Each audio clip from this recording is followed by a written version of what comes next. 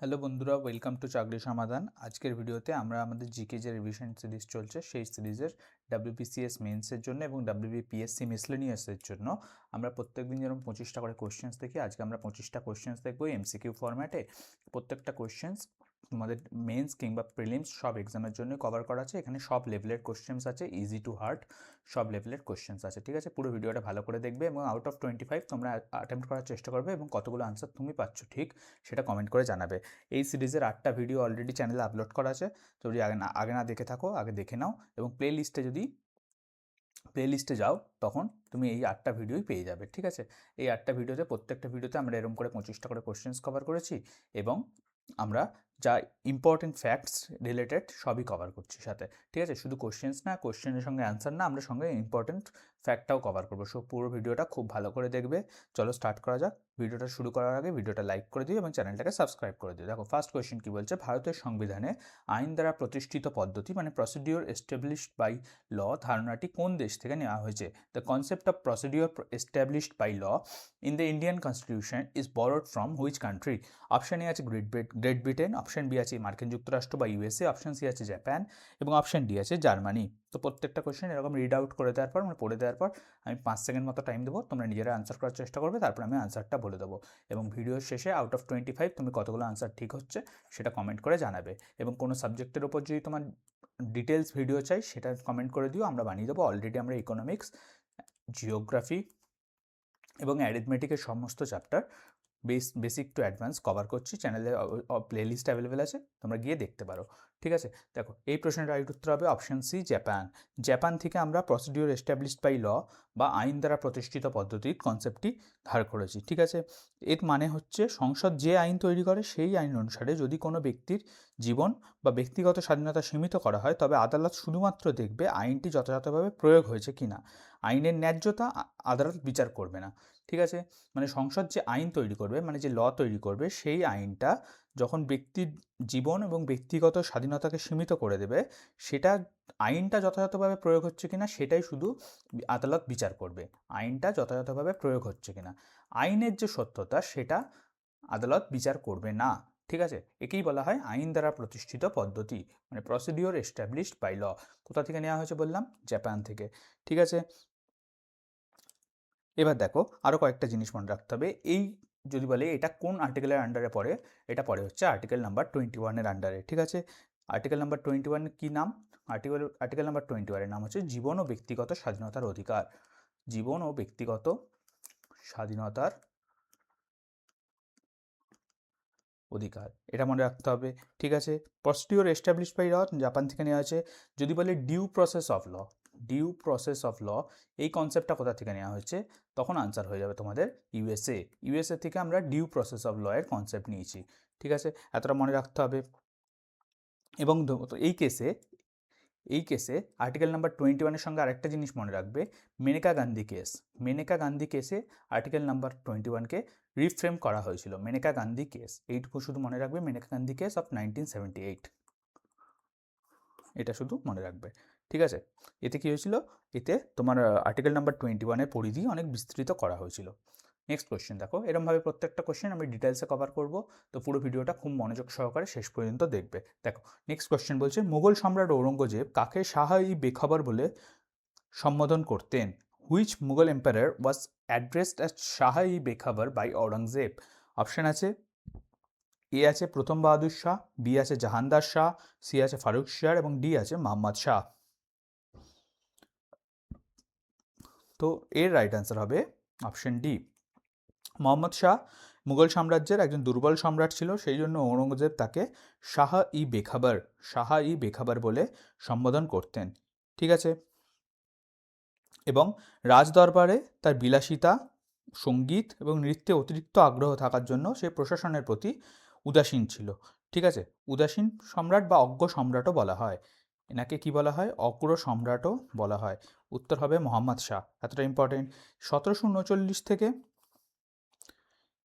1719 থেকে 1748 পর্যন্ত ইনি মুঘল সাম্রাজ্যের সম্রাট ছিল এবং 1739 সালে তার আমলকালেই নাদির শাহ ভারত আক্রমণ করেছিল। এবং তোমরা জানো নিশ্চয়ই, নাদির শাহ ভারত আক্রমণ করে নাদির শাহ ভারত আক্রমণ করে কি নিয়ে গেছিল? ময়ূর সিংহাসন এবং কোহিনূর হীরা। ময়ূর সিংহাসন এবং কোহিনূর হীরা, এই দুটো জিনিস তোমাদের মনে রাখতে হবে। কোহিনূর হীরা, ঠিক আছে। কোহিনূর হীরা এবং ময়ূর সিংহাসন নিয়ে কোথায় গেছিল? পারস্যে চলে গেছিল। এবং মুঘল সাম্রাজ্যের পতনের জন্য মোহাম্মদ শাহের ভূমিকা অনস্বীকার্য। এতটা জিনিস মনে রাখতে হবে। এবং এনাকে অনেক সময় রঙ্গিলাও বলা হয়, রঙ্গিলা, ঠিক আছে। এতটা জিনিস তোমাদের শাহী বেখাবার বা মোহাম্মদ শাহ বা রঙ্গিলা, তেনাকে অগ্রসম্রাট বা শাহী বেখাবারও বলা হয়। এবং 1739 সালে তার শাসনকালে নাদির শাহ ভারত আক্রমণ করে ময়ূর সিংহাসন এবং কোহিনূর হীরা নিয়ে গেছিল। এতটা জিনিস এই কোশ্চেন্স থেকে মনে রাখতে হবে। নেক্সট কোশ্চেন দেখো, ফিজিওলজিক্যাল আর্দ্রতা বা ফিজিওলজিক্যাল ড্রাইনেস দেখা যায় নিচের কোন ধরনের উদ্ভিদে? In which type of plant the physiological dryness is observed? Option A আছে halophyte, option B mesophyte, option C hydrophyte এবং অপশন ডি আছে জিরোফাইট।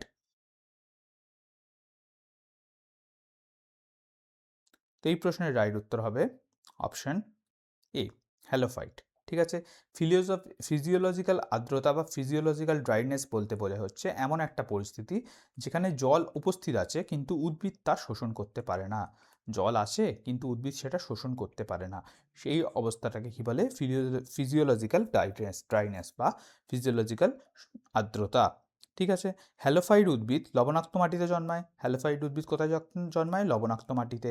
এবং লবণাক্ত মাটিতে অতিরিক্ত লবণ থাকার ফলে মাটিতে জল থাকলেও শিকড় তা গ্রহণ করতে পারে না। সেই জন্য উদ্ভিদের মধ্যে খরার অবস্থা দেখা যায়, উদ্ভিদের মধ্যে কৃত্রিম খরার অবস্থা দেখা যায়, ঠিক আছে। জল তো আছে কিন্তু জল সেটা গ্রহণ করতে পারছে না উদ্ভিদ, সেই জন্য এটাকে কী বলে? কৃত্রিম খরা বলা হয়। হ্যালোফাইড উদ্ভিদ, লবণাক্ত উদ্ভিদকে হ্যালোফাইড উদ্ভিদ বলা হয়। লবণাক্ত মাটিতে যেসব উদ্ভিদ হয় তাদের বলা হয় হ্যালোফাইড উদ্ভিদ। যদি বলে হাইড্রোফাইড উদ্ভিদ কাদের বলা হয়? হাইড্রোফাইড মানে হচ্ছে যেগুলো জলজ উদ্ভিদ, মানে জলে যেগুলো জন্মায়, ঠিক আছে। এবং যদি বলে তোমার ধরো মেসোফাইট কখন বলা হয়? মেসোফাইট হচ্ছে মাঝারি আর্দ্রতায় যেসব উদ্ভিদ জন্মগ্রহণ করে তাদের বলা হয় মেসোফাইটস, মাঝারি আর্দ্রতা, এতটা মনে রাখতে হবে। এবং যদি বলে জেরোফাইটস কাদের বলা হয়? জেরোফাইটস বলা হয় মরুভূমির উদ্ভিদদের, মরুভূমির উদ্ভিদদের বলা হয় জেরোফাইট, ঠিক আছে। এই সব জিনিসগুলো তোমাদের এই কোশ্চেনের সাপেক্ষে মনে রাখতে হবে। এবং হ্যালোফাইট উদ্ভিদের উদাহরণ হচ্ছে সুন্দরী, গরান, গেওয়া, এইসব উদ্ভিদ যেগুলো ম্যানগ্রোভ অরণ্যে পাওয়া যায় সেসব হচ্ছে হ্যালোফাইট উদ্ভিদের উদাহরণ, ঠিক আছে। নেক্সট কোশ্চেন দেখো, নেক্সট কোশ্চেন বলছে ভারতের কোন রাজ্যে চিংড়ি চাষের জন্য সুপরিচিত নেল্লোর জেলা অবস্থিত? Nellore district which is famous for shrimp farming is located in which Indian state? Option A আছে Orissa, option B Andhra Pradesh, option C Tamil Nadu এবং অপশন ডি আছে পশ্চিমবঙ্গ। তো চিংড়ি চাষের জন্য বিখ্যাত হচ্ছে নেল্লোর জেলা অবস্থিত হচ্ছে আন্ধ্রপ্রদেশে, ঠিক আছে। আন্ধ্রপ্রদেশের বৃহত্তম চিংড়ি চাষের কেন্দ্র, একটি ভারতের অন্যতম বৃহত্তম চিংড়ি চাষের কেন্দ্র। এখান থেকে বিপুল পরিমাণ চিংড়ি বিদেশে রপ্তানি করা হয়, ঠিক আছে। এবং যদি বলে জলজ চাষের জন্য বিখ্যাত একটা রাজ্য, তা জলজ চাষেও প্রথম স্থান অধিকার করে হচ্ছে, মানে জলজ উদ্ভিদ বা জলজ প্রাণী চাষে প্রথম স্থান ইয়ে করে হচ্ছে আন্ধ্রপ্রদেশ, ঠিক আছে। আন্ধ্রপ্রদেশ ফার্স্ট স্থান অধিকার করে, ঠিক আছে। এইটুকুনি মনে রাখতে হবে। এবং মনে রাখতে হবে একে, অন্ধ্রপ্রদেশকে সেই জন্য কী বলা হয়? Shrimp capital of India, shrimp capital of India. যদি বলে আন্ধ্রপ্রদেশের ক্যাপিটালের নাম কি, মানে রাজধানীর নাম কি? আন্ধ্রপ্রদেশের ক্যাপিটালের নাম, বর্তমান ক্যাপিটাল হচ্ছে আমারাবতী, আগে ছিল হচ্ছে হায়দ্রাবাদ। হায়দ্রাবাদ এখন হচ্ছে তেলেঙ্গানার ক্যাপিটাল, হায়দ্রাবাদ হচ্ছে তেলেঙ্গানার ক্যাপিটাল, ঠিক আছে। এতটা জিনিস এই কোশ্চেন থেকে মনে রাখতে হবে।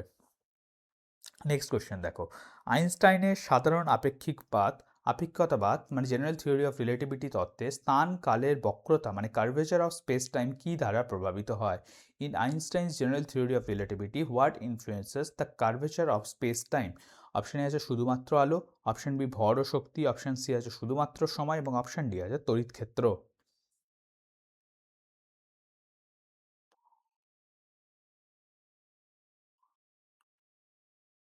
তো এই প্রশ্নের রাইট উত্তর হবে ভর ও শক্তি।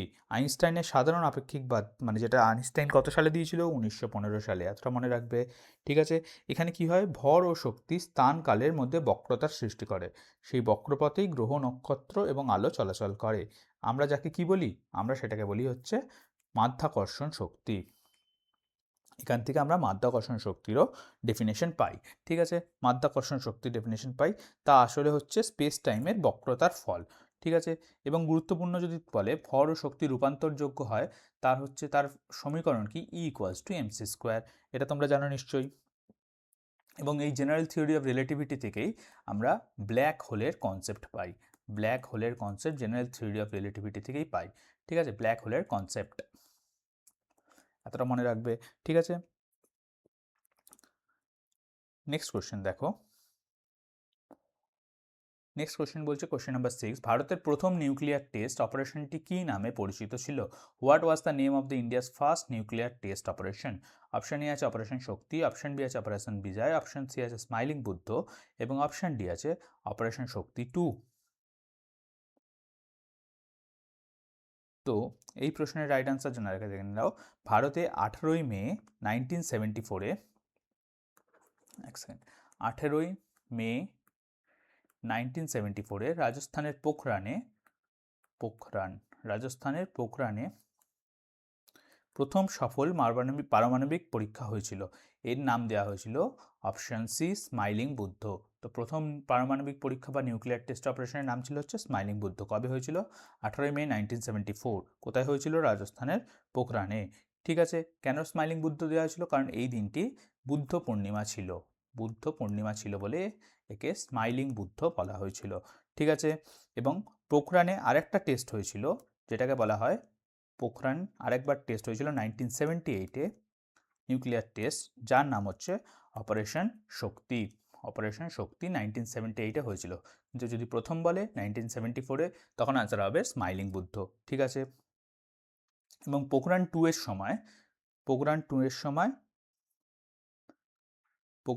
সময় মানে 1978-এ তখন ছিল হচ্ছে ইন্দিরা গান্ধী প্রাইম মিনিস্টার। ইন্দিরা গান্ধী। ঠিক আছে, চলো নেক্সট কোশ্চেন দেখো। সংবিধানের কত নম্বর ধারা অনুযায়ী রাষ্ট্রপতিকে অধ্যাদেশ বা অর্ডিন্যান্স জারি করার ক্ষমতা রয়েছে? ঠিক আছে, সংবিধানের কত নম্বর ধারা অনুযায়ী রাষ্ট্রপতিকে অধ্যাদেশ বা অর্ডিন্যান্স জারি করার ক্ষমতা আছে? Under which article of constitution is the president empowered to issue an ordinance? Option A আছে আর্টিকেল নাম্বার 123, অপশন বি আছে আর্টিকেল নাম্বার 213, অপশন সি আছে আর্টিকেল নাম্বার 143 এবং অপশন ডি আছে আর্টিকেল নাম্বার 356। তো এই প্রশ্নের রাইট আনসার হবে রাষ্ট্রপতি অধ্যাদেশ জারি করতে পারে আর্টিকেল নাম্বার 123 দ্বারা, মানে 123 নম্বর আর্টিকেল দ্বারা রাষ্ট্রপতি অধ্যাদেশ বা অর্ডিন্যান্স জারি করতে পারে। সংসদের উভয় কক্ষ অধিবেশন না থাকলে বা জরুরি আইন প্রয়োজন হলে রাষ্ট্রপতি অনুচ্ছেদ 123 অনুযায়ী অধ্যাদেশ জারি করতে পারে। ঠিক আছে, এইটুকু মনে রাখবে। যদি বলে আর্টিকেল নাম্বার 213 দ্বারা রাজ্যপাল অর্ডিন্যান্স জারি করতে পারে, যখন রাজ্যপাল অর্ডিন্যান্স জারি করে তখন হয়ে যাবে আর্টিকেল নাম্বার 213। এইটুকু মনে রাখবে। সংসদ পুনরায় বসার 6 সপ্তাহের মধ্যে অধ্যাদেশ যদি অনুমোদিত না হয় তা বাতিল হয়ে যায়। সো 6 উইকস টাইম ফ্রেম থাকে কোনো অর্ডিন্যান্সের। এইটুকু মনে রাখবে, অর্ডিন্যান্সের টাইম ফ্রেম কত থাকে? 6 উইক। এইটুকু মনে রাখলে। এবং যদি আরও দুটো ইম্পর্টেন্ট যদি আর্টিকেল বলো, আর্টিকেল নাম্বার 72 ইম্পর্টেন্ট হচ্ছে রাষ্ট্রপতির ক্ষমা প্রদানের জন্য। রাষ্ট্রপতি ক্ষমা প্রদান করতে পারে আর্টিকেল নাম্বার 72 দ্বারা। ঠিক আছে, এবং আর্টিকেল নাম্বার 143 দ্বারা রাষ্ট্রপতি, যেটা এখানে আছে ধরো, রাষ্ট্রপতি সুপ্রিম কোর্টের পরামর্শ নিতে পারে। সুপ্রিম কোর্টের পরামর্শ নিতে পারে। নেক্সট কোশ্চেন দেখো। কোশ্চেন নাম্বার 8 বলছে, অর্থনীতিতে ফিলিপস কার্ভ মুদ্রাস্ফীতি এবং আর কিসের সাথে সম্পর্ক দেখায়? The Phillips curve in economics shows relationship between inflation and what? Option A আছে জিডিপি, অপশন বি আছে আনএমপ্লয়মেন্ট, অপশন সি আছে বাজেট ডেফিসিট এবং অপশন ডি আছে পভার্টি। তো ফিলিপস কার্ভ হয়েছিল একজন বিজ্ঞানীর নাম, যার নাম হচ্ছে A.W. ফিলিপস। A.W. ফিলিপস কার্ভের উত্থাপনা করেছিল, মানে প্রথম কনসেপ্ট দিয়েছিল 1958-এ। তো ফিলিপস কার্ভ বোঝায় হচ্ছে মুদ্রাস্ফীতি এবং বেকারত্বের মধ্যে সম্পর্ক। তো অপশন বি হয়ে যাবে তোমার রাইট আনসার। এখানে কি বলা হয়? মুদ্রাস্ফীতি কি জিনিস? কখন কোনো জিনিসের দাম বাড়তে থাকে ধারাবাহিকভাবে। আমরা ইকোনমিক্সের যে পার্ট করেছি সেখানে পার্ট নাম্বার 3-তে আমরা মুদ্রাস্ফীতি কি, মানে ইনফ্লেশন কি, ডিফ্লেশন কি, ডিসইনফ্লেশন কি, খুব ভালো করে বুঝিয়ে দিয়েছি, ঠিক আছে। ডিসইনফ্লেশন কি খুব ভালো করে বুঝিয়েছি। তো তোমরা যে ভিডিওটা না দেখে থাকো, চ্যানেলে দেখবে ইকোনমিক্সের প্লে লিস্ট আছে, সেখানে সব ভিডিও আছে, 20-25 মিনিট করে এক একটা ভিডিও হবে, পুরো সিরিজটা একবার দেখে নেবে, তোমাদের সব কনসেপ্ট ইজিলি ক্লিয়ার হয়ে যাবে, ঠিক আছে। তো এখানে আসি আমরা, ইনফ্লেশন বা ইকোনমিক্স বলতে, ইনফ্লেশন বা মুদ্রাস্ফীতি বলতে বোঝায় হচ্ছে কোনো জিনিসের দাম যখন ধারাবাহিকভাবে বাড়তে থাকে তখন সেটাকে ইনফ্লেশন বলে, ঠিক আছে। তো ইনফ্লেশন আর বেকারত্বের মধ্যে কি সম্পর্ক দেখিয়েছিল এডব্লিউ ফিলিপস কার্ভের মাধ্যমে, দেখিয়েছিল হচ্ছে 1/আনএমপ্লয়মেন্ট, মানে হচ্ছে কি ইনফ্লেশন এবং আনএমপ্লয়মেন্ট সাময়িকভাবে বিপরীত সম্পর্ক মেনটেন করে। স্বল্প মেয়াদে মুদ্রাস্ফীতি বাড়লে বেকারত্ব কমে এবং বেকারত্ব বাড়লে মুদ্রাস্ফীতি বাড়ে, ঠিক আছে। মানে একটা বাড়লে অন্যটা কমে, সোজা কথা, ঠিক আছে। শর্ট রানে ইনফ্লেশন বাড়লে আনএমপ্লয়মেন্ট কমে এবং আনএমপ্লয়মেন্ট বাড়লে ইনফ্লেশন কমে, ঠিক আছে। এবং লং রানের ক্ষেত্রে এটি প্রযোজ্য না, এটা কিন্তু শর্ট রান বা স্বল্প মেয়াদের জন্যই প্রযোজ্য, ঠিক আছে। এই ফর্মুলাটা শর্ট রানের জন্যই প্রযোজ্য, ঠিক আছে। এবং তোমাদের যখন ইকোনমিক্সের সিরিজ দেখবে ওখানে আরও কয়েকটা ইম্পর্টেন্ট কার্ভ আছে, লরেন্স কার্ভ কি সেটাও দেখে নিও, ঠিক আছে। লরেন্স কার্ভ কিসের সঙ্গে সম্পর্ক রাখে, এই দুটো জেনারেলি এক্সামে বারবার আসে, ঠিক আছে। নেক্সট দেখো, 1857 সালের মহাবিদ্রোহের সময় লখনৌতে বিদ্রোহীদের নেতৃত্ব কে দিয়েছিল? Who led the revolt of 1857 in Lucknow? Option আছে রানী লক্ষ্মীবাই, অপশন বি আছে বেগম হজরত মহল, অপশন সি আছে নানা সাহেব এবং অপশন ডি আছে কুনওয়ার সিং।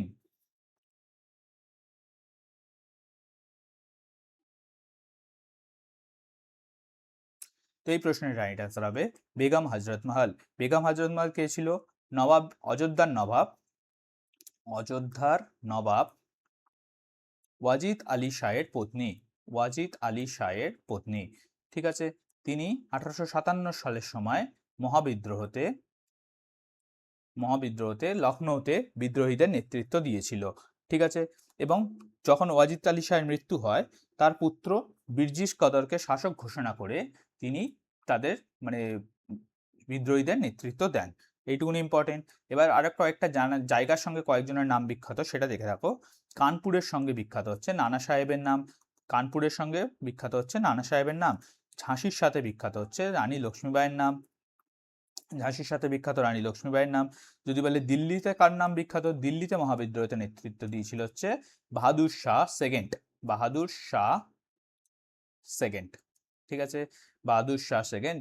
এবং যদি বলে বিহারে মহাবিদ্রোহের নেতৃত্ব দিয়েছিল হচ্ছে কুয়ার সিং, কুয়ার সিং। এই নামগুলো মনে রাখতে হবে, ঠিক আছে, এগুলো বারবার পরীক্ষায় তোমাদের আসে। নেক্সট কোশ্চেন দেখো, ভারতের কোন মৃত্তিকা স্বয়ং কর্ষণক্ষম মৃত্তিকা বা সেলফ প্লাউজিং সয়েল নামে পরিচিত? Which Indian soil is known as self ploughing soil? Option A আছে রেড সয়েল, অপশন বি আছে ল্যাটেরাইট সয়েল, অপশন সি আছে ব্ল্যাক সয়েল বা কালো মৃত্তিকা এবং অপশন ডি আছে অ্যালুভিয়াল সয়েল বা পলি মৃত্তিকা। তো এই প্রশ্নের রাইট আনসার হবে অপশন সি কালো মৃত্তিকা বা ব্ল্যাক সয়েল। কালো মৃত্তিকা শুকিয়ে গেলে এতে বড় বড় ফাটল তৈরি হয় এবং এই ফাটল স্বাভাবিকভাবে আলগা করে দেয় বলে একে সেলফ প্লাউজিং সয়েল বা স্বয়ং কর্ষণক্ষম মৃত্তিকা বলা হয়, ঠিক আছে। কারণ কালো মৃত্তিকা যখন শুকিয়ে যায় মাটিতে ফাটল তৈরি হয়, এটি চাষের জন্য উপযোগী হয়। এবং কালো মৃত্তিকা যদি বলে কি চাষ বেশি হয়, তখন কালো মৃত্তিকা হচ্ছে তুলা চাষের জন্য উপযোগী, তুলা চাষ বা কটনের জন্য উপযোগী হচ্ছে কালো মৃত্তিকা, ঠিক আছে।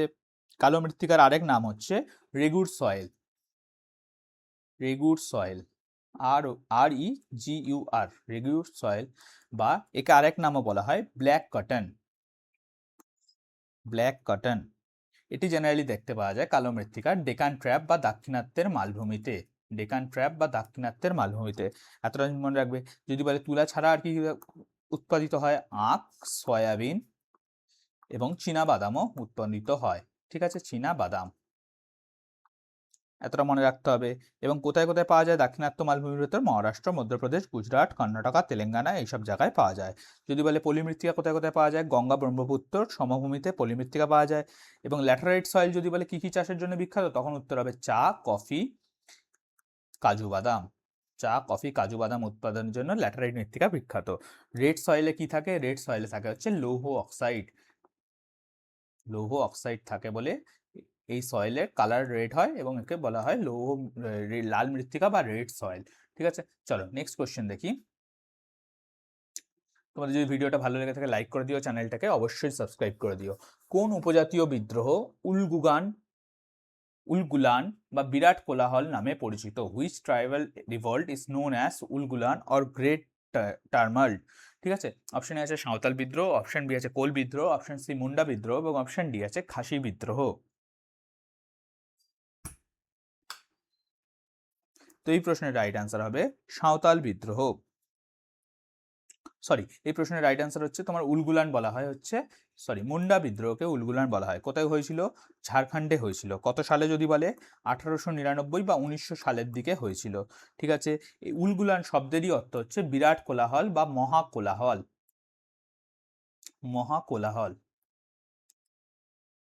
এইটুকুনি তোমাদের মনে রাখতে হবে। এবং যদি বলে নেতার নাম কি, তখন নাম হয়ে যাবে বিরসা মুন্ডা।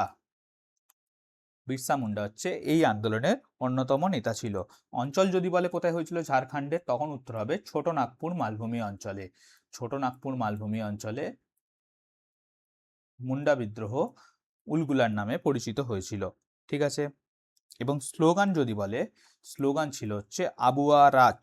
আবুয়া রাজ, এই বিদ্রোহের স্লোগান ছিল হচ্ছে আবুয়া রাজ। আবুয়া রাজ কথার অর্থ হচ্ছে আমাদের রাজ্য। আমাদের রাজ্য। ঠিক আছে, এতটা মনে রাখতে হবে। যদি বলে সাঁওতাল বিদ্রোহের কথা, সাঁওতাল বিদ্রোহের প্রধান নেতা ছিল হচ্ছে সিধু এবং কানহু। সিধু এবং কানহু, এইটুকু মনে রাখতে হবে। এবং কোল বিদ্রোহের যদি প্রধান নেতার কথা বলে, তখন উত্তর হবে হচ্ছে বুদু ভগত। বুদু ভগত। এই কোশ্চেনগুলো তোমাদের এক্সামে বারবার আসে। যদি বলে খাসি বিদ্রোহের, তখন উত্তর হয়ে যাবে তিরথ সিং। খাসি বিদ্রোহের সঙ্গে যুক্ত বিখ্যাত নেতার নাম হচ্ছে তিরথ সিং। ঠিক আছে, এরকম ভাবে প্রত্যেকটা কোশ্চেন ডিপলি আমরা কভার করছি। তোমাদের যদি ভিডিওটা ভালো লেগে থাকে লাইক করে দেবে, চ্যানেলটাকে অবশ্যই সাবস্ক্রাইব করে দেবে এবং আগের যে পার্টগুলো আছে চ্যানেলে অ্যাভেলেবেল, সেগুলো অবশ্যই দেখো। ঠিক আছে, দেখো নেক্সট কোশ্চেন কি বলছে। ভারতের কোন রাজ্যে লোকটাক হ্রদ ছাড়াও শিরুই লিলি জাতীয় উদ্যান অবস্থিত? In which state of India besides Loktak lake is Shirui lily national park is located? Option A আছে Meghalaya, option B Manipur, option C আছে মিজোরাম এবং অপশন ডি আছে নাগাল্যান্ড। তো তোমরা নিশ্চয়ই জানো লোকটাক হ্রদ কোথায় আছে। লোকটাক হ্রদ আছে হচ্ছে মণিপুরে। অপশন বি হয়ে যাবে রাইট অ্যান্সার। ঠিক আছে, এবং এটি হচ্ছে লোকটাক হ্রদ কি? লোকটাক হ্রদ হচ্ছে নর্থ ইস্টের সবচেয়ে বড় মিষ্টি জলের হ্রদ। নর্থ ইস্টের সবচেয়ে বড় মিষ্টি জলের হ্রদ। যদি বলে ওভারঅল সবচেয়ে বড় মিষ্টি জলের হ্রদ কি, তখন আনসার হয়ে যাবে উলার হ্রদ। উলার হ্রদ হচ্ছে ভারতের বৃহত্তম স্বাদু জলের হ্রদ।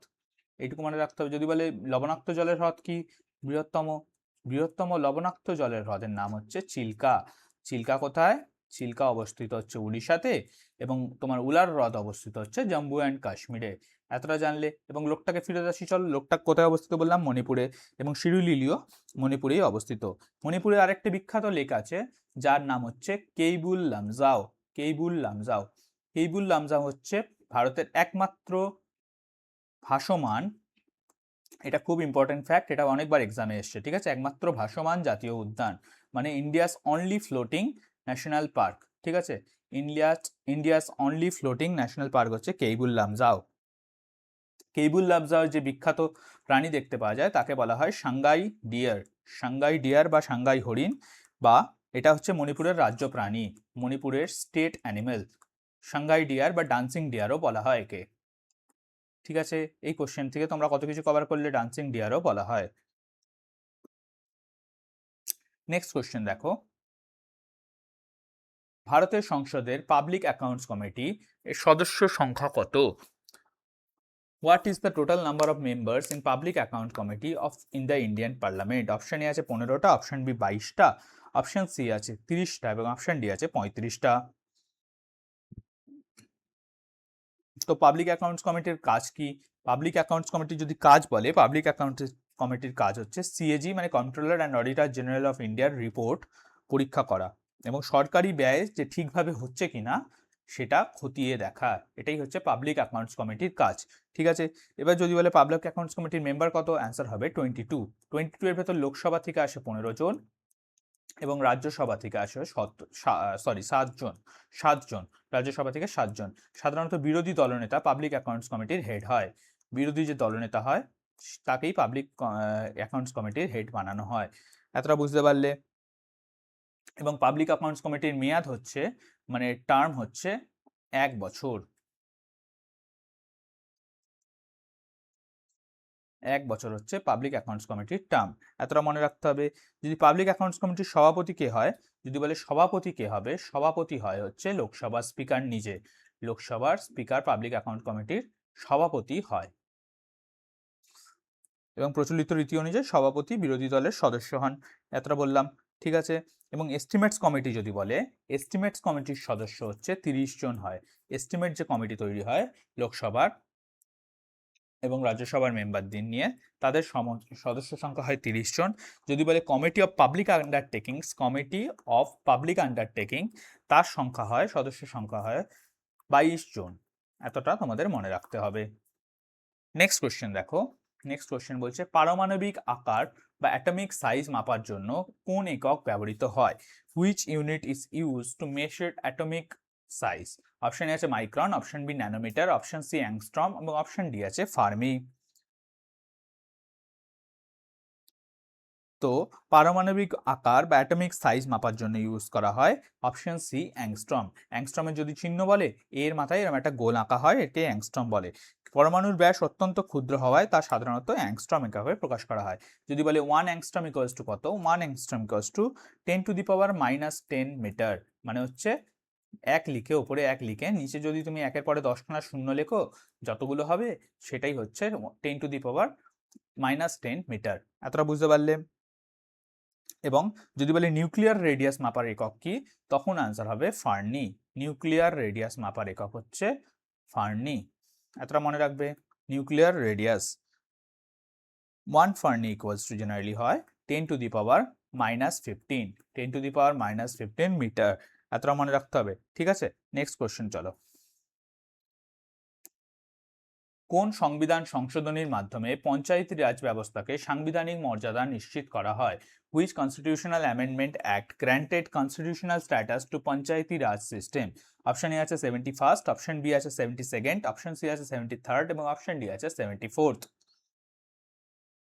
তো 73rd কনস্টিটিউশনাল মানে সংবিধান সংশোধনীর মাধ্যমে, মানে কনস্টিটিউশনাল অ্যামেন্ডমেন্টের মাধ্যমে 1992 সালে পঞ্চায়েতি রাজ ব্যবস্থাকে, পঞ্চায়েতি রাজ সিস্টেমকে সাংবিধানিক স্বীকৃতি দেওয়া হয়েছিল। ঠিক আছে, পঞ্চায়েতি রাজ সিস্টেমকে কে ইন্ট্রোডিউস করেছিল যদি বলে, তখন উত্তর হবে বলবন্ত রায় মেহতা কমিটি। বলবন্ত রায় মেহতা কমিটি পঞ্চায়েতি রাজ সিস্টেমকে ইন্ট্রোডিউস করেছিল। ঠিক আছে, এতটা বুঝলে? এবং সংবিধানের পার্ট 9-এ অনুচ্ছেদ নাম্বার 243 থেকে 243 ও পর্যন্ত পঞ্চায়েতি রাজ ব্যবস্থার কথা বলা হয়েছে। এতটা বুঝবে? এবং যদি বলে এটি কার্যকর কবে থেকে হয়, মানে ইমপ্লিমেন্টেড কবে থেকে হয়, ইমপ্লিমেন্টেড হয় হচ্ছে 24th এপ্রিল 1993 থেকে। 24th April 1993। সেই জন্য 24th এপ্রিল যে ডেটটা, একে বলা হয় ন্যাশনাল পঞ্চায়েতি রাজ ডে। ঠিক আছে, এত কিছু সবকিছু ইম্পর্টেন্ট। যদি বলে 74th কনস্টিটিউশনাল অ্যামেন্ডমেন্ট কার সাথে যুক্ত, তখন উত্তর হয়ে যাবে মিউনিসিপ্যালিটিস বা শহুরের স্থানীয় প্রশাসন হিসাবে। মিউনিসিপ্যালিটিসের সঙ্গে যুক্ত হচ্ছে একইভাবে 74th constitutional amendment act. Next question দেখো। মোগল সম্রাট জাহাঙ্গীরের আমলে কোন ব্রিটিশ পর্যটক ভারতে এসেছিলেন? Which British traveller visited India during the reign of Mughal emperor Jahangir? Option A আছে sir Thomas Roe, option B আছে William Hawkins, option C Ralph Fitch এবং অপশন ডি আছে নিকোলাও মানুচি। তো এই প্রশ্নটা খুবই সোজা প্রশ্ন, তোমরা নিশ্চয়ই জানো। মুঘল সম্রাট জাহাঙ্গীরের দরবারে কে এসেছিল? Sir Thomas rho. Sir Thomas rho 1615 সালে মুঘল সম্রাট জাহাঙ্গীরের দরবারে আজমেরে এসেছিলেন। আজমেরে বা রাজস্থানের আজমেরে এসেছিলেন। ঠিক আছে, এবং 1619 সাল পর্যন্ত, মানে 4 বছর তিনি ভারতে ছিলেন। 4 বছর তিনি ভারতে ছিলেন। তার মূল উদ্দেশ্য ছিল হচ্ছে ইস্ট ইন্ডিয়া কোম্পানির জন্য ভারতে বাণিজ্য করার অনুমতি, স্থায়ীভাবে বাণিজ্য করার অনুমতি আদায় করা। ঠিক আছে, অনুমতি বা পারমিশন আদায় করা হচ্ছে তার মেন হচ্ছে উদ্দেশ্য ছিল। এই জন্য তিনি জাহাঙ্গীরের থেকে যে ফরমান লাভ করেছিল সেটা হচ্ছে বিখ্যাত। জাহাঙ্গীরের থেকে যে ফরমান লাভ করেছিল বা যে অনুমতি লাভ করেছিল সেটা বিখ্যাত। এতটা মনে রাখবে। এবং র্যালফ ফিচ কার টাইমে এসেছিল যদি বলে, তখন আনসার হবে আকবরের টাইমে এসেছিল হচ্ছে র্যালফ ফিচ। উইলিয়াম হকিন্সও কিন্তু জাহাঙ্গীরের টাইমে এসেছিল, ঠিক আছে, উইলিয়াম হকিন্সও জাহাঙ্গীরের টাইমে এসেছিল। এবং নিকোলা মানাচি এসেছিল হচ্ছে শাহজাহানের টাইমেও একবার এসেছিল এবং অরঙ্গজেবের টাইমেও এসেছিল, ঠিক আছে। প্রত্যেকটা কোশ্চেন এরকম ডিপলি কভার করো যাতে তোমাদের সব রকম কনসেপ্ট, সেটা WBCS মেন্স হোক, WBPSC মিসলেনিয়াস হোক, যে কোনো এক্সামের জন্য খুব ভালো করে ক্লিয়ার হয়। এরকম 8টা পার্ট অলরেডি আমরা কভার করেছি এবং প্রত্যেকটা পার্টে আমরা যা যা কোশ্চেন্স কভার করেছি সব কোশ্চেন্স এরকম বিস্তৃতভাবে আলোচনা করেছি, ঠিক আছে। খুব ভালো করে দেখবে। এই কোশ্চেনের সঙ্গে আরেকটা কয়েকটা জিনিস জেনে রাখো। 1600 সালে প্রথম কিন্তু ইস্ট ইন্ডিয়া কোম্পানি প্রতিষ্ঠা হয়েছিল। এবং যদি টাইম লাইন বলো, 1608 সালে সুরাটে প্রথম ইংরেজ জাহাজ এসেছিল। সুরাটে প্রথম ইংরেজ জাহাজ এসেছিল, সুরাটে প্রথম জাহাজ লিখে দিলাম, ঠিক আছে, এতটা বুঝতে পারলে। এবং 1609 সালে গিয়ে প্রথমবার এসেছিল হচ্ছে উইলিয়াম হকিন্স। এবং 1615-তে গিয়ে এসেছিল হচ্ছে তোমার স্যার থমাস রো। ঠিক আছে, চল নেক্সট কোশ্চেনে যাই। ভারতের কোন নদীটি অন্ধ্রপ্রদেশ এবং উড়িষ্যার মধ্যে সীমানা তৈরি করেছে? অপশানে আছে মহানদী, অপশান বি আছে বংশধারা, অপশান সি আছে গোদাবরী এবং অপশান ডি আছে Krishna. Which river forms the boundary between Andhra Pradesh and Orissa?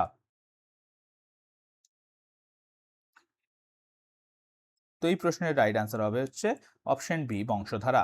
বংশধারা নদী উড়িষ্যার কালাহান্ডি জেলার থেকে তোমার লাঞ্জিগড় পাহাড় থেকে উৎপন্ন হয়ে উড়িষ্যা এবং অন্ধ্রপ্রদেশের মধ্যে বর্ডার সৃষ্টি করেছে। লাঞ্জিগড় পাহাড় থেকে উৎপন্ন হয়ে উড়িষ্যা এবং অন্ধ্রপ্রদেশের মধ্যে বর্ডার সৃষ্টি করে কোথায় গিয়ে পড়েছে যদি বলে, তখন পড়েছে হচ্ছে বঙ্গোপসাগরে গিয়ে পতিত হয়েছে। এই নদীর একটি অংশ অন্ধ্রপ্রদেশ এবং উড়িষ্যার মধ্যে সীমানা গঠন করে। তাহলে এবার যদি বলে নাগাবলী নদী কি জন্য বিখ্যাত? নাগাবলী নদী হচ্ছে একই কারণের জন্য বিখ্যাত। নাগাবলী নদীও উড়িষ্যা এবং অন্ধ্রপ্রদেশের মধ্যে বর্ডার সৃষ্টি করেছে। যদি বলে দক্ষিণ ভারতের সবচেয়ে বৃহত্তম নদী কি, তখন আনসার হবে দক্ষিণ ভারতের বৃহত্তম নদীর নাম হচ্ছে গোদাবরী। গোদাবরীকে এই জন্য দক্ষিণ ভারতের গঙ্গাও বলা হয়, ঠিক আছে। কি বলা হয়? দক্ষিণ ভারতের গঙ্গা বা বৃদ্ধ গঙ্গাও বলা হয় গোদাবরীকে। এতটাই ইম্পর্টেন্ট।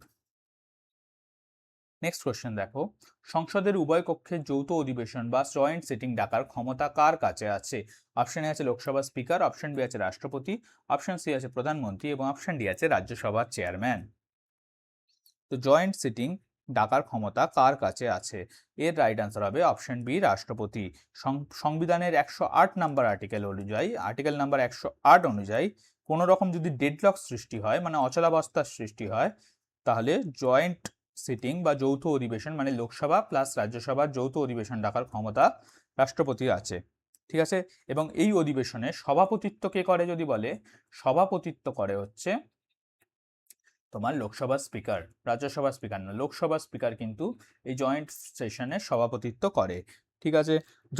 কখন জয়েন্ট সিটিং হয়? জয়েন্ট সিটিং জেনারেলি 3টে কেসে হতে পারে, ঠিক আছে। যদি কোনো বিল 6 মাসের বেশি আটকে থাকে তখন হতে পারে। নাম্বার 2 কেস হচ্ছে একটি কক্ষ বিল পাস করলো কিন্তু অন্য কক্ষ সেটাকে প্রত্যাখ্যান করে দিল, তখন হতে পারে। নাম্বার 3 হচ্ছে 2 কক্ষ সংশোধনী নিয়ে একমত হলো না, মানে এইটাই সংশোধনী বা অ্যামেন্ডমেন্টে যদি দুটো কক্ষই যদি না হয়, মানে সেম পেজে না আসে, অ্যাগ্রি না হয়, তখন। এতটা ঠিক আছে, মনে রাখবে। তাই মনে রাখবে প্রেসিডেন্ট ডাকে কিন্তু সভাপতিত্ব করে কিন্তু লোকসভা স্পিকার। নেক্সট কোশ্চেন চলো। নেক্সট কোশ্চেন বলছে অর্থনীতিতে জে কার্ভ এফেক্ট কিসের সাথে সম্পর্কিত? The J curve effect in economics is primary related to what? অপশনে আছে বাণিজ্য ভারসাম্য, অপশন বি আছে মুদ্রাস্ফীতি, অপশন সি আছে বেকারত্ব এবং অপশন ডি আছে শেয়ার বাজার।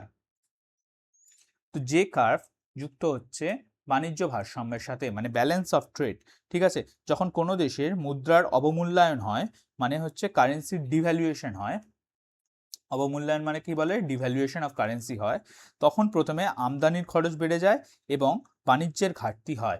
আমদানির খরচ বেড়ে যায় এবং বাণিজ্যের ঘাটতি হয়, এই ঘটনাকেই জে কার্ভ এফেক্ট বলা হয়, ঠিক আছে। যেহেতু এটি কার্ভের যে ইংরেজি অক্ষর জে এর মতন মানে রেখা তৈরি করে, সেই জন্য একে জে কার্ভ এফেক্ট বলা হয়। J curve effect balance of ট্রেডের সঙ্গে যুক্ত, এতটা মনে রাখবে। নেক্সট কোয়েশ্চেন দেখো, মানব দেহের কোন কোষে মাইটোকন্ড্রিয়া অনুপস্থিত? মানে in which human body cell is mitochondria is absent? Option A আছে হ্যাপাটোসাইট, অপশন বি আছে লোহিত রক্তকণিকা, অপশন সি আছে মাসল সেল বা পেশি কোষ, এবং অপশন ডি আছে নিউরন। তো এই প্রশ্নের রাইট আনসার হবে আরবিসি, মানে লোহিত রক্তকণিকা। লোহিত রক্তকণিকার আয়ু কত? 120 দিন। এটা খুব ইম্পর্টেন্ট, এটা বারবার আসে। ঠিক আছে, এতে মাইটোকন্ড্রিয়া থাকে না, কারণ পরিণত মানবের আরবিসিতে নিউক্লিয়াস এবং মাইটোকন্ড্রিয়া কোনোটাই থাকে না, না নিউক্লিয়াস থাকে না মাইটোকন্ড্রিয়া থাকে। ঠিক আছে, এতটা মনে রাখবে। এবং বলে কি, এর ফলে আরবিসি নিজের ব্যবহারের জন্য অক্সিজেন খরচ করে না, বরং অক্সিজেন বহন করে রক্তের মাধ্যমে পৌঁছে দেয়। ঠিক আছে, আরবিসি শক্তি উৎপন্ন করে কিভাবে? তাহলে যদি মাইটোকন্ড্রিয়া না থাকে তাহলে শক্তি উৎপন্ন করে হচ্ছে অ্যানারোবিক গ্লাইকোলাইসিস মাধ্যমে। বলে সেই প্রসেসটার নাম হচ্ছে অ্যানারোবিক গ্লাইকোলাইসিস। অ্যানারোবিক গ্লাইকোলাইসিসের মাধ্যমে আরবিসি শক্তি উৎপন্ন করে। আরবিসির গড় আয়ু 120 দিন। যদি বলে আরবিসি কোথা থেকে উৎপন্ন হয়? আরবিসি বা লোহিত রক্তকণিকার উৎপন্ন হয় হচ্ছে লাল অস্থিমজ্জা থেকে, মানে রেড বোন ম্যারো। লাল অস্থিমজ্জা, যাকে ইংরেজিতে বলা হয় রেড বোন ম্যারো থেকে, এবং ধ্বংস হয় হচ্ছে প্লীহাতে গিয়ে ধ্বংস হয়। 120 দিন পর প্লীহাতে ধ্বংস হয়, সেজন্য প্লীহাকে আরবিসির কবরস্থানও বলা হয়। এতটাও ইম্পর্টেন্ট। আরবিসি কি করে? মেইনলি আরবিসির কাজ হচ্ছে অক্সিজেন পরিবহন করা। ঠিক আছে, অক্সিজেন পরিবহন করা। নেক্সট কোশ্চেন দেখো, কে এশিয়াটিক সোসাইটি প্রতিষ্ঠা করেছিল? Who founded the Asiatic society? Option A আছে ওয়ারেন হেস্টিংস, অপশন বি আছে William Jones, option C Charles Wilkins, এবং অপশন ডি আছে জোনাথন ডানকান। তো এই প্রশ্নের রাইট অ্যান্সার হবে স্যার উইলিয়াম জোন্স। 1784 সালে এশিয়াটিক সোসাইটির প্রতিষ্ঠা করেছিল। ঠিক আছে, কোথায় প্রতিষ্ঠা করেছিল যদি বলে? উত্তর হবে কলকাতায় প্রতিষ্ঠা করেছিল। এটি হচ্ছে প্রাচীন ভারতের অন্যতম গবেষণা প্রতিষ্ঠান, এবং প্রাচ্যবিদ্যা মানে হচ্ছে ওরিয়েন্টাল সায়েন্স নিয়ে এটা চর্চা করা হতো। মানে কি হতো? গবেষণা হতো এবং ওরিয়েন্টাল সায়েন্স এই বিষয়ে চর্চা হতো। ওরিয়েন্টাল সায়েন্স বা স্টাডিজও বলতে পারো। ঠিক আছে, প্রাচ্যবিদ্যা বা ওরিয়েন্টাল স্টাডিজ নিয়ে চর্চা করা হতো। ঠিক আছে, এর পূর্বের নাম ছিল হচ্ছে এশিয়াটিক সোসাইটি অফ বেঙ্গল। প্রথমে নাম ছিল এশিয়াটিক সোসাইটি অফ বেঙ্গল, তারপরে নাম হয়ে যায় এশিয়াটিক সোসাইটি অফ বেঙ্গল ছিল প্রথমে নাম। এতটা ইম্পর্টেন্ট। ঠিক আছে, যদি বলে চার্লস উইলকিন্স কি জন্য বিখ্যাত? চার্লস উইলকিন্স বিখ্যাত হচ্ছে শ্রীমদ্ ভগবদ গীতার ইংরেজি অনুবাদের জন্য। শ্রীমদ্ ভগবদ গীতার ইংরেজি অনুবাদ। যদি বলে জোনাথন ডানকান কি জন্য বিখ্যাত? জোনাথন ডানকান বিখ্যাত হচ্ছে 1971 সালে বারাণসীতে তিনি সংস্কৃত কলেজের প্রতিষ্ঠা করেছিলেন। সংস্কৃত কলেজের প্রতিষ্ঠাতা হচ্ছে জোনাথন ডানকান।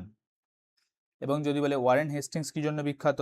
ওয়ারেন হেস্টিংস তো অনেক কিছু জন্য বিখ্যাত, বাট ওয়ারেন হেস্টিংস যদি এই কনসেপ্টে বলো, ওয়ারেন হেস্টিংস বিখ্যাত হচ্ছে 1791, তিনি হচ্ছে প্রাচ্য শিক্ষার ভারতের অন্যতম প্রধান পৃষ্ঠপোষক। প্রাচ্য শিক্ষার প্রধান পৃষ্ঠপোষক। নেক্সট কোশ্চেন দেখো, পশ্চিমঘাট পর্বতমালার আরেক নাম কি? What is the other name of western Ghats mountains? Option A আছে Himadri, option B Sahyadri, option C আছে শিবালিক, এবং অপশন ডি আছে বিন্ধ্য। তো পশ্চিমঘাট পর্বতমালায় প্রথমে বলে যদি কোথায় থেকে কোথায় আছে, পশ্চিমঘাট পর্বতমালার বিস্তার হচ্ছে গুজরাট থেকে শুরু করে মহারাষ্ট্র, গোয়া, কর্ণাটকা, কেরালা হয়ে তামিলনাড়ু পর্যন্ত। কোথা দিয়ে স্টার্ট হয়? গুজরাট থেকে, শেষ হয় হচ্ছে তামিলনাড়ুতে গিয়ে। এতটা মনে রাখবে। এবং এর আরেক নাম হচ্ছে সহ্যাদ্রি। অপশন বি হয়ে যাবে রাইট আনসার। ঠিক আছে, এবং যদি বলে দৈর্ঘ্য কত? এর দৈর্ঘ্য প্রায় 1600 মিটার। পশ্চিমঘাট পর্বতমালা এবং পূর্বঘাট পর্বতমালা মিলিত হয় হচ্ছে যেখানে, তাকে বলা হয় নীলগিরি পর্বতমালা। নীলগিরি পর্বতমালার সর্বোচ্চ শৃঙ্গের নাম হচ্ছে দোদা-বেতা। ঠিক আছে, দোদা-বেতা। এতটা ইম্পর্টেন্ট। পশ্চিমঘাট পর্বতমালার সর্বোচ্চ শৃঙ্গ যদি বলে, তখন উত্তর হবে আনাইমুড়ি। আনাইমুড়ি বা আনাইমুড়ি বলা হয়। আনাইমুদি। ঠিক আছে, আনাইমুদির উচ্চতা হচ্ছে 2695 মিটার। আনাইমুদি যদি কোথায় অবস্থিত বলে, আনাইমুদি অবস্থিত হচ্ছে কেরালাতে। এইসব জিনিসগুলো মনে রাখবে। ঠিক আছে, নেক্সট কোশ্চেন দেখো। কোশ্চেন নাম্বার 23 বলছে, ভারতের কোন রাজ্যে বিষ্ণুপুর অবস্থিত যা টেরাকোটা শিল্পের জন্য বিখ্যাত? In which Indian state Bishnupur is located which is famous for terracotta art? Option A আছে উড়িষ্যা, অপশন বি আছে ওয়েস্ট বেঙ্গল, অপশন সি আছে বিহার এবং অপশন ডি আছে আসাম। তো এই প্রশ্নের রাইট আনসার কি? অবশ্যই পশ্চিমবঙ্গে অবস্থিত হচ্ছে বিষ্ণুপুর। বিষ্ণুপুর কি জন্য বিখ্যাত? টেরাকোটা শিল্পের জন্য বিখ্যাত। ঠিক আছে, বিষ্ণুপুর যদি বলে কোন জেলায় অবস্থিত, বিষ্ণুপুর অবস্থিত হচ্ছে বাঁকুড়া জেলায়। বাঁকুড়া জেলায় অবস্থিত হচ্ছে বিষ্ণুপুর। এতটা ইম্পর্টেন্ট। এবং বাঁকুড়ার যদি রাজবংশের নাম বলে, বাঁকুড়ার একটা অন্যতম রাজবংশ হচ্ছে মল্ল রাজবংশ। মল্ল রাজবংশ। এবং বাঁকুড়ার বিখ্যাত মন্দির যদি বলে, প্রথম একটা নাম হবে রাসমঞ্চ। যখন আমরা বাংলার ইতিহাস পড়বো, বাংলার ভূগোল এবং ইতিহাস পড়বো, তখন এই জিনিসগুলো বিস্তৃতভাবে আলোচনা করব। এবং আরেকটা ইম্পর্টেন্ট মন্দিরের নাম যেটা মনে রাখবে হচ্ছে মদন মোহন মন্দির। বাঁকুড়াতে এই দুটো মন্দির খুব বিখ্যাত। তো UNESCO heritage site, UNESCO world heritage লিস্টে আছে হচ্ছে টেরাকোটা শিল্প। কত সালে ইনক্লুডেড হয় সেটা ইম্পর্টেন্ট না, তোমার ইম্পর্টেন্ট হচ্ছে আরও কয়েকটা জিনিস, যেটা হচ্ছে বালুচরী শাড়ি, বিষ্ণুপুর ঘরানা এবং টেরাকোটা শিল্প। এই তিনটে জিনিস হচ্ছে বাঁকুড়ার সঙ্গে বা বিষ্ণুপুরের সঙ্গে জড়িত। কি কি? বালুচরী শাড়ি, বিষ্ণুপুর ঘরানা এবং টেরাকোটার ঘোড়া, মানে টেরাকোটা শিল্প। নেক্সট কোশ্চেন দেখো, কোন হরমোন পিটুইটারি গ্রন্থির ক্ষরণ নিয়ন্ত্রণ করে? Which hormone regulates the secretion of pituitary gland? Option আছে থাইরক্সিন, অপশন বি আছে থাইপোথ্যালমিক হরমোন, অপশন সি আছে ইনসুলিন এবং অপশন ডি আছে অ্যাড্রিনালিন। তো এই কোশ্চেনের রাইট আনসার হচ্ছে থাইপোথ্যালমিক হরমোন। থাইপোথ্যালমিক হরমোন হচ্ছে কোথা থেকে নিঃসৃত হয়? পিটুইটারি গ্রন্থি থেকে নিঃসৃত হয় এবং এটি তোমার পিটুইটারি গ্রন্থির হরমোন নিয়ন্ত্রণ করে।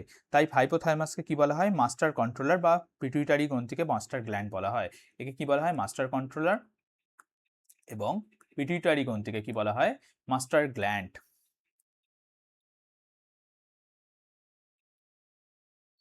এতটা ইম্পর্টেন্ট। এবং পিটুইটারি থেকে যে বিখ্যাত মানে যে ইম্পর্টেন্ট হরমোনগুলো নিঃসৃত হয়, তার মধ্যে দু একটা ইম্পর্টেন্ট হরমোন হচ্ছে টিএসএইচ মানে থাইরয়েড হরমোন, জিএইচ মানে গ্রোথ হরমোন। এই নামগুলো একটু মনে রাখতে হবে। ঠিক আছে,